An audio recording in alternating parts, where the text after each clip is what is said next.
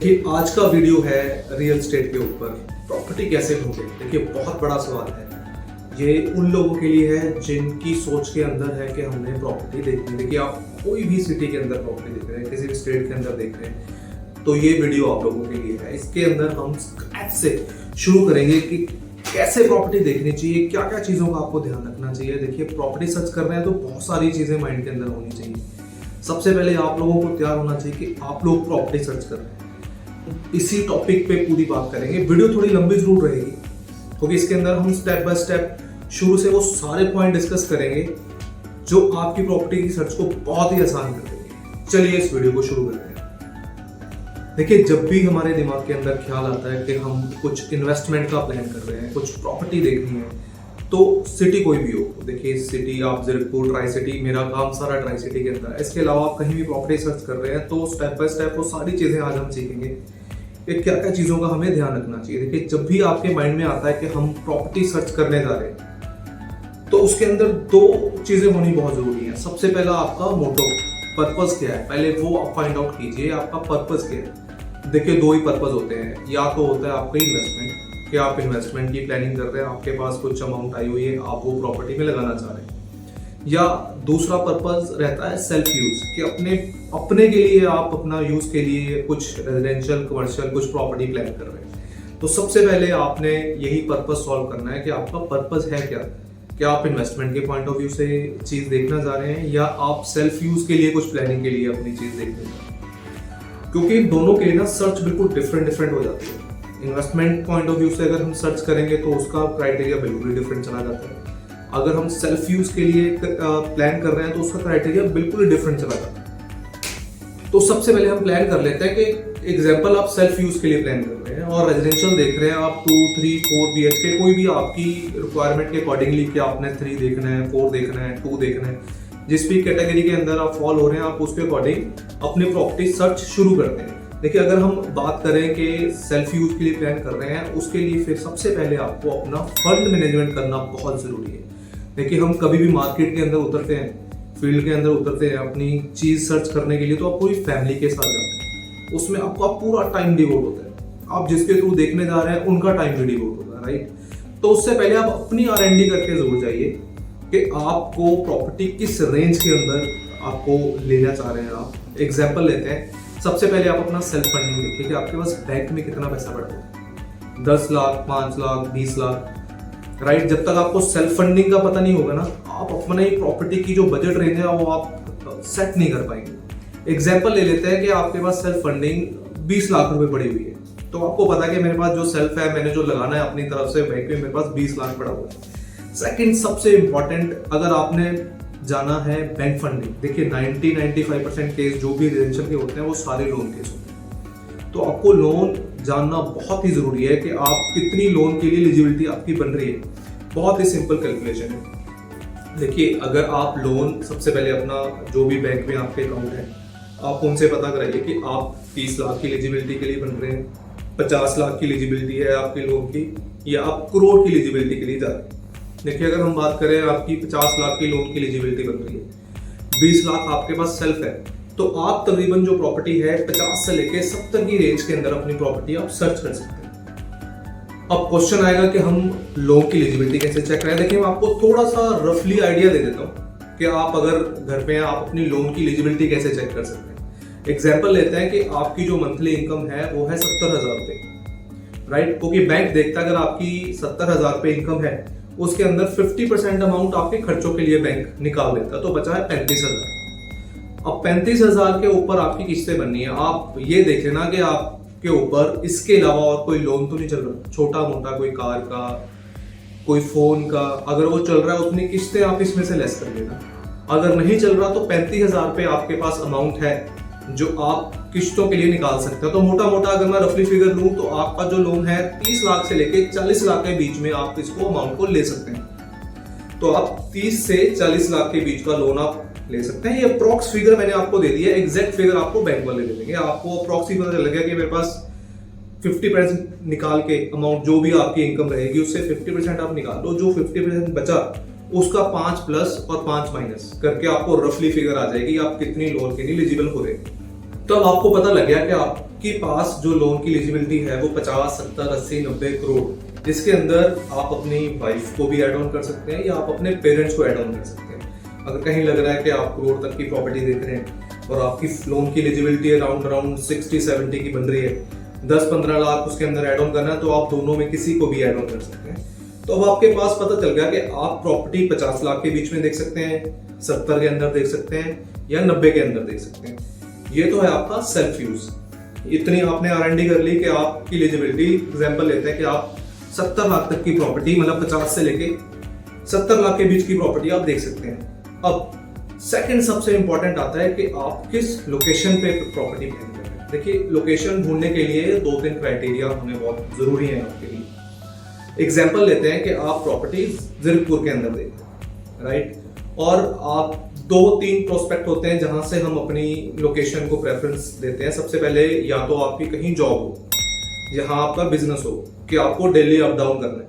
Example लेते हैं, आपका जॉब की लोकेशन चंडीगढ़ में, तो आप चंडीगढ़ के सराउंडिंग प्रॉपर्टी को सर्च आउट करेंगे कि चंडीगढ़ से मुझे ज्यादा दूर ना जाना पड़े, क्योंकि चंडीगढ़ के अंदर 50, 60, 70 के अंदर प्रॉपर्टी आपके टाइम में मिलना बहुत ही मुश्किल है। तो आप सराउंडिंग एरिया देखते हैं जिस चंडीगढ़ से बिल्कुल अटैच, मोहाली, जीरकपुर। फिर आप देखेंगे कि मेरा आना जाना किस लोकेशन पे ज्यादा पास है, मैं इजीली अपने जॉब, अपनी ऑफिस और अपने बिजनेस पे पहुंच पाऊं।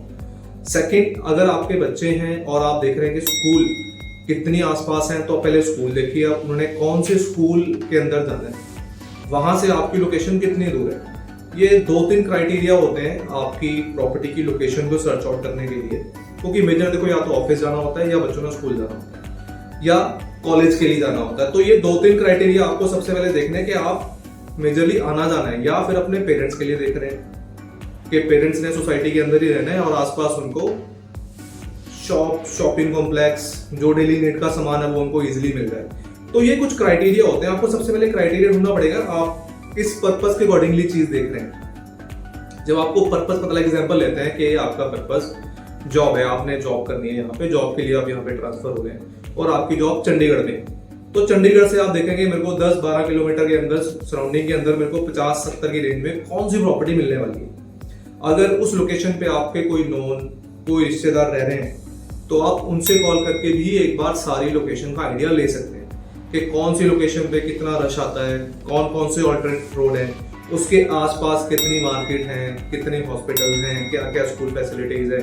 तो इस फैसिलिटीज अपने रिलेटिव या अपने नोन वन से ले सकते हैं। तो जब आपका मोटो क्लियर हो गया, आपके पास फंडिंग क्लियर होगी, फिर आप लोकेशन देखेंगे। वहां से एग्जांपल लेते हैं कि आप जीरकपुर, अगर चंडीगढ़ की लोकेशन की बात करें तो आपका चंडीगढ़ अम्बाला हाईवे, और सेकंड लोकेशन आपकी आ जाती है पटियाला हाईवे। यहाँ से आपका चंडीगढ़ जो रोड है वो हार्डली 5-7 मिनट की दूरी पे आप डायरेक्ट हाईवे से पहुंच के चंडीगढ़ पहुंच सकते हैं। तो ये मेजर आपकी लोकेशन प्रेफरेंस आ गई। जब आपको आइडिया हो गया कि आप कौन सी लोकेशन में प्रॉपर्टी लेने वाले हैं, तब आपका तीसरा स्टेप आता है किसी कंसल्टेंट, अच्छे कंसल्टेंट से आप बात करें। आप अपनी रिक्वायरमेंट बताएं कि जी मैं इस अकॉर्डिंगली, एग्जांपल कि मेरा बजट जो है अप्रॉक्स सारा 50 to 70 के अंदर आ रहा है, मेरी जॉब चंडीगढ़ में होने वाली है, मेरे को चंडीगढ़ के आसपास की जो लोकेशंस है जो विद इन 20-25 मिनट के अंदर मैं ड्राइव करके अपने ऑफिस या अपने बिजनेस की लोकेशन में पहुंच जाऊं, तो मुझे ऐसी चीज दिखाएं जिसके अंदर मेरे को 3, 2, 4 जो भी आपकी कैटेगरी प्लान हो रही है, अब वो मुझे सजेस्ट करें। फिर सेकंड चीज आता है इन्वेस्टमेंट। देखिए, अगर आप कह रहे हैं कि मेरे पास सेल्फ फंडिंग पड़ी हुई है और हम इन्वेस्टमेंट करना चाह रहे हैं, वो इन्वेस्टमेंट आपको पता होगा आप 50 लाख की करना चाह रहे हैं, 70 लाख की करना चाह रहे हैं या करोड़ की करना चाह रहे हैं, उसके अकॉर्डिंग आपने प्लान करना कि आपको बैंक फंडिंग बीच में इन्वॉल्व रखनी है या पूरा का पूरा आपने सेल्फ ही देना है।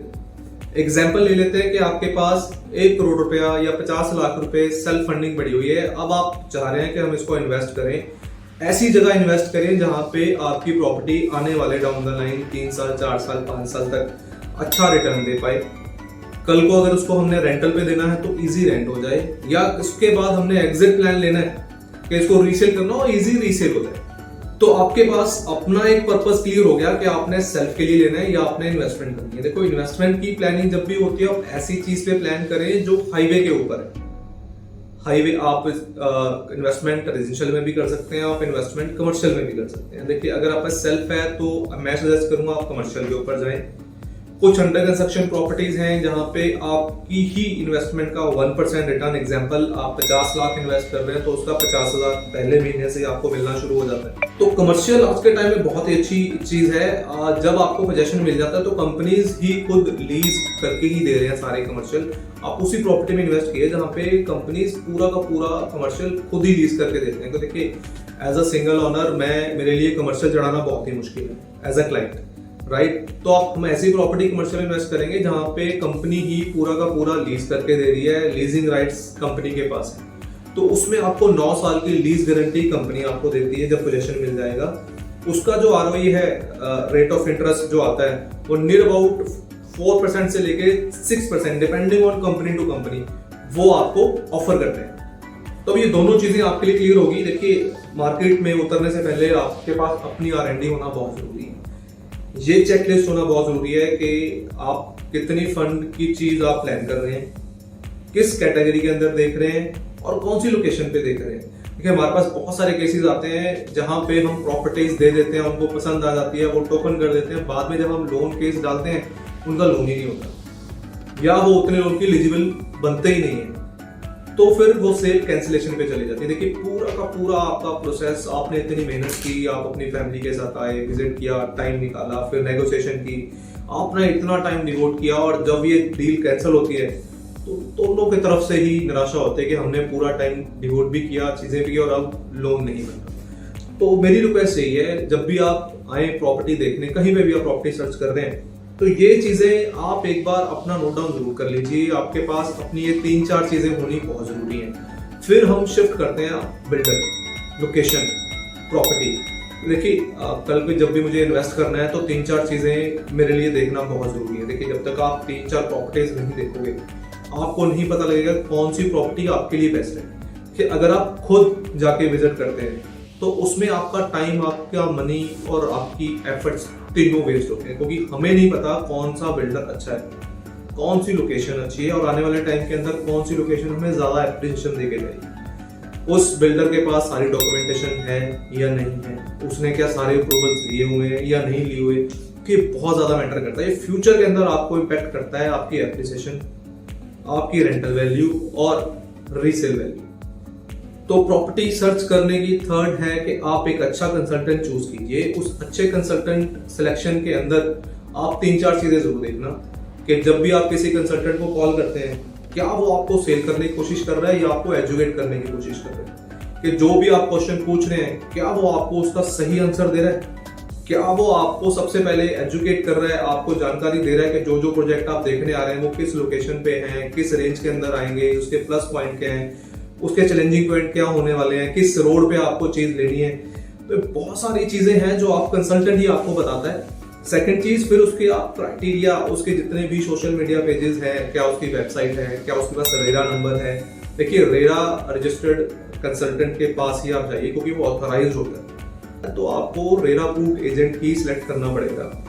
क्या उसके पास सोशल मीडिया पे उनकी वेबसाइट है, सोशल मीडिया पेजेस हैं, कितने टाइम से वो काम कर रहा है, कितना एक्सपीरियंस उस बंदे को है जिससे आप मिलने जा रहे हैं। देखिए, आपको 2-3 जब फोन करते हैं आप, तो आपको फोन टेलीफोनिक कन्वर्सेशन में पता चल जाता है कि वो आपको सेल करने की कोशिश कर रहा है या आपके ही क्वेरीज, क्वेश्चंस को, डाउट को क्लियर करने की कोशिश कर रहा है। क्योंकि जो सही कंसल्टेंट होगा ना, वो आपको कभी सेल नहीं करेगा, वो आपको एजुकेट करेगा कि सर आपकी रिक्वायरमेंट अकॉर्डिंगली मेरे पास 3 से 4 ये प्रॉपर्टीज हैं, ये 3-4 प्रॉपर्टीज, इसके सारी डॉक्यूमेंटेशन ऑलरेडी है, बिल्डर रेरा अप्रूव्ड है, राइट, किस लोकेशन पे आनी है, उस लोकेशन की क्या बेनिफिट है, फ्यूचर के अंदर क्या चैलेंज होने वाले हैं, उसकी सराउंडिंग की आपको एजुकेशन देना बहुत जरूरी है। देखिए, हम प्रॉपर्टी जब भी लेने जाते हैं, हम सिर्फ एक ही बात करते हैं। मेरी रिक्वेस्ट यही है, जब भी आप कोई प्रॉपर्टी फाइनल करते हैं, वहां पे आप 3 से 4 बार जाएं। कभी दिन में जाएं, कभी इवनिंग में जाएं, कभी रात में जाके देखें कि वहां का क्या माहौल है, आसपास कितनी मार्केट कब तक खुलती है, पब्लिक ट्रांसपोर्ट कितना ट्रैवल हो रहा है। अगर कहीं आप देर रात पहुंचते हैं, अर्ली मॉर्निंग पहुंचते हैं, कोई आपके रिलेटिव आ रहे हैं, क्या उनको अप्रोचेबल है, क्या पब्लिक ट्रांसपोर्ट मिल जाता है, कहीं देर रात कोई आ रहा है, क्या वो सेफ है। ये सारी चीजें देखना बहुत जरूरी है। अब छोटी छोटी चीजें, देखिए, प्रॉपर्टी लेने वाले हैं, हम लाखों करोड़ों लगाते हैं, हम जब खुद उतरते हैं ना मार्केट के अंदर, हम छोटी छोटी चीजें मिस कर देते हैं। बिल्डर की रेपुटेशन, बिल्डर का ट्रैक रिकॉर्ड, पुराना ट्रैक रिकॉर्ड क्या है, पुराने प्रोजेक्ट क्या बनाए हुए हैं। देखिए उनके पुराने प्रोजेक्ट भी विजिट करना बहुत जरूरी है। इसका एक रीजन है, आपको पता चल जाएगा जो पुराने प्रोजेक्ट बिल्डर ने बनाया हुआ वो कितने मेंटेन है, उसपे कितनी एप्रिसिएशन आई हुई है, अंदर के जो लोग रह रहे हैं वो कितने खुश हैं।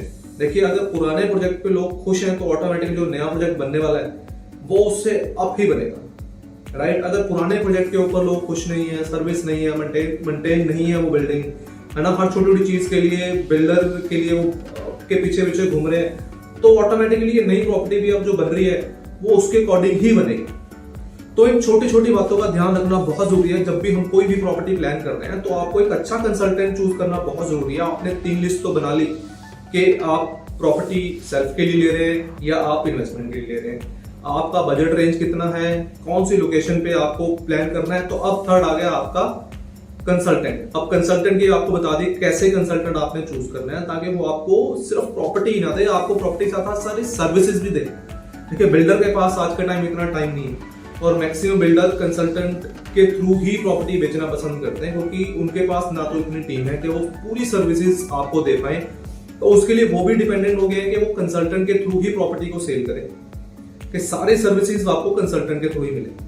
आप प्रॉपर्टी लेने से लेके प्राइस तक, डॉक्यूमेंटेशन के बाद देन आपकी जितने भी और सर्विसेज की चीजें हैं, कल को लोन के करवाना है, डिस्पर्स कराना है, तो कंसल्टेंट ही है जो आपको अच्छे से गाइड करके अच्छी प्रॉपर्टी आपको दिखा सकता है, राइट। तो एक अच्छा कंसल्टेंट चूज करना बहुत जरूरी है। अब बात करते हैं हम बिल्डर को कैसे चूज करें, कौन से बिल्डर की प्रॉपर्टी हमें लेनी चाहिए। देखिए जब भी आप किसी भी प्रोजेक्ट पे जाते हैं तो सारी डॉक्यूमेंटेशन देखना बहुत जरूरी है।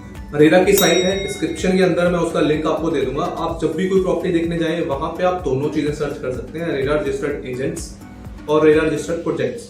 आप उनका रेरा नंबर उस साइट पे डालेंगे, आपको उस प्रोजेक्ट की सारी डिटेलिंग आपके पास आ जाएगी कि प्रोजेक्ट कब शुरू हुआ था, इसकी रेरा की एग्जिट डेट कब है, कब इस प्रोजेक्ट ने कंप्लीट होना है, आज के टाइम पे उसके क्या स्टेटस है। तो आप जितने भी रेरा की चीजें उसके अंदर आप इसके डिस्क्रिप्शन सारी देख सकते हैं। आपको देखना है कोई भी पुराना बिल्डर हमेशा चूज करना। जब भी आप किसी प्रॉपर्टी परचेज करने जाते हैं उसका पिछला काम आपको पता चल जाए। तो जब आपको बिल्डर का पता है कि बिल्डर बहुत पुराना है, इसने पिछला काम किया हुआ है, अगली प्रॉपर्टी कितने टाइम में ले रहे हैं, तो ये 3-4 सिलेक्शन आपकी प्रॉपर्टी को बहुत ही आसान कर देंगी। आप अपनी R&D, अपने क्वेश्चन, चीजें सब अपनी रेडी रखें ताकि जब आप क्वेश्चन पूछें उनका जवाब या तो बिल्डर या कंसल्टेंट दोनों के पास होना चाहिए। अच्छा कंसल्टेंट होगा तो आपको सारी कैलकुलेशंस पॉइंट टू पॉइंट बना के दे देगा, आपका पोर्टफोलियो डिजाइन करके आपको दे देगा, उसके अकॉर्डिंगली वो आपको प्रॉपर्टी ही की सर्च बेटर तरीके से दे पाएगा। अब बात कर लेते हैं इन्वेस्टमेंट, जिसकी हम डिस्कशन कर रहे थे। इन्वेस्टमेंट देखिए 2-3 तरीके की होती है। अगर आप कुछ बिट्स एंड पीसेस के अंदर करना चाह रहे हैं या एक साथ के अंदर पूरा का पूरा आप इन्वेस्ट करना चाह रहे हैं, दोनों डिफरेंट है। अब कुछ प्रॉपर्टीज ऐसी आ गई हैं जिसके अंदर आप pre launch, soft launch, residential, commercial दोनों ऑप्शन है, जिसके अंदर जो भी BSP रहती है उसका 25% अभी आपको पे करना है, रेस्ट 8-10 महीने 1 साल का आपको टाइम मिल जाता है। उस 1 साल के टेन्योर के अंदर आप अच्छी एप्रिसिएशन लेके एग्जिट भी कर सकते हैं या पेमेंट प्लान लेके, अच्छा पेमेंट प्लान लेके आप लॉन्ग टर्म भी जा सकते हैं।